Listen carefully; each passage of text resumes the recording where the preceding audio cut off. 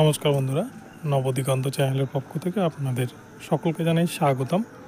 তো বন্ধুরা, এই মুহূর্তে আমি আপনাদেরকে একটি ভীষণ গুরুত্বপূর্ণ আপডেট শেয়ার করতে চলেছি। তো এখন আমি আপনাদেরকে শেয়ার করতে চলেছি স্টেট ওয়াইজ কাউন্সেলিংয়ের নোটিশ সম্পর্কে। স্টেট ওয়াইজ কাউন্সেলিং শুরু করতে চলেছে প্রাইমারি বোর্ড, তার নোটিশ জারি করলো প্রাইমারি বোর্ড।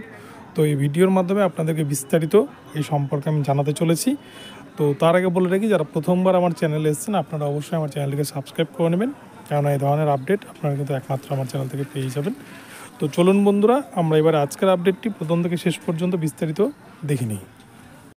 দেখুন বন্ধুরা, আপনারা স্ক্রিনে একটি নোটিফিকেশান দেখতে পাচ্ছেন, যার ডেট কিন্তু রয়েছে 16/2/2024, অর্থাৎ আজকেই কিন্তু নোটিফিকেশানটি বেরিয়েছে, যার মেমো নাম্বার হচ্ছে 183/WBBPE/2024।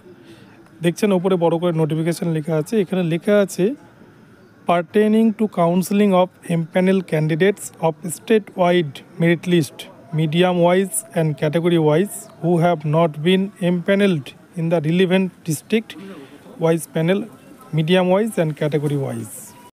অর্থাৎ এর অর্থ হলো যে যারা ডিস্ট্রিক্টে এলিজিবল হয়নি, ডিস্ট্রিক্ট ওয়াইজ যে কাউন্সেলিং হয়েছে সেখানে যারা সুযোগ পায়নি, তারা কিন্তু এবারে স্টেট ওয়াইজ কাউন্সেলিংয়ে সুযোগ পেতে চলেছেন। তার কিন্তু সম্পূর্ণ নোটিশ প্রকাশ করেছে, কতজন এখানে সুযোগ পেতে চলেছেন সেই লিস্টও কিন্তু প্রাইমারি বোর্ড এই নোটিফিকেশানে পাবলিশ করেছে। আপনারা ওয়েবসাইটে গিয়ে এটা ডাউনলোড করে নিতে পারেন, WBBPE.org এই ওয়েবসাইটে গিয়ে আপনারা ডাউনলোড করে নেবেন। তো এখানে আপনারা দেখতে পাচ্ছেন রেফারেন্স নোটিফিকেশান নাম্বার রয়েছে 1573/WBBPE/2022, ডেটেড 29/9/2022। তো এরকম ফার্স্ট পার্টে লেখা আছে this pertains to the 2022 recruitment process.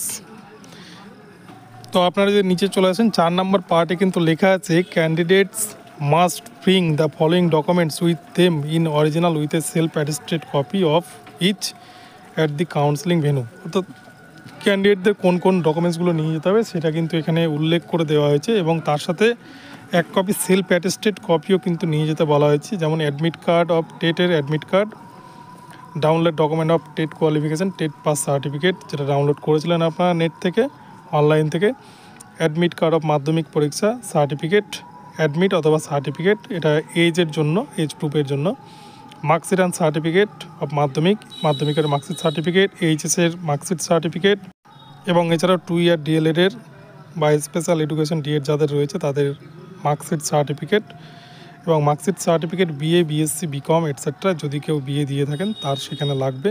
এছাড়াও SC, ST, OBC A, OBC B যারা কাস্টে বিলং করছেন আপনারা কাস্ট সার্টিফিকেট নিয়ে যাবেন। PH যদি থাকেন ফিজিক্যাল হ্যান্ডিক্যাপ সার্টিফিকেট, এবং যারা প্যারা টিচার রয়েছেন আপনাদের DPO বা SDOর করা কিন্তু সিগনেচার করা সার্টিফিকেট লাগবে, এবং এছাড়া প্রত্যেকের ভোটার আইডি অথবা আধার কার্ড, এই ডকুমেন্টসগুলি কিন্তু আপনাদের কাউন্সেলিংয়ে নিয়ে যেতে হবে। এবং এই কাউন্সেলিংয়ের নোটিশ এবং এর পরবর্তীতে কিন্তু আপনাদেরকে আরও বিস্তারিতভাবে জানাবো। তো ভিডিওটি এখন এখানেই রইল, আপনাদের কেমন লাগলো অবশ্যই কমেন্ট বক্সে জানাবেন। ভিডিওটি ভালো লাগলে চ্যানেলটিকে সাবস্ক্রাইব করে দেবেন, আর প্রতি মুহূর্তে ধরুন নতুন নতুন আপডেট পেতে আপনারা কিন্তু অবশ্যই আমার চ্যানেলকে ফলো করতে পারবেন। ধন্যবাদ, পরবর্তী আপডেট নিয়ে আবার আসবো।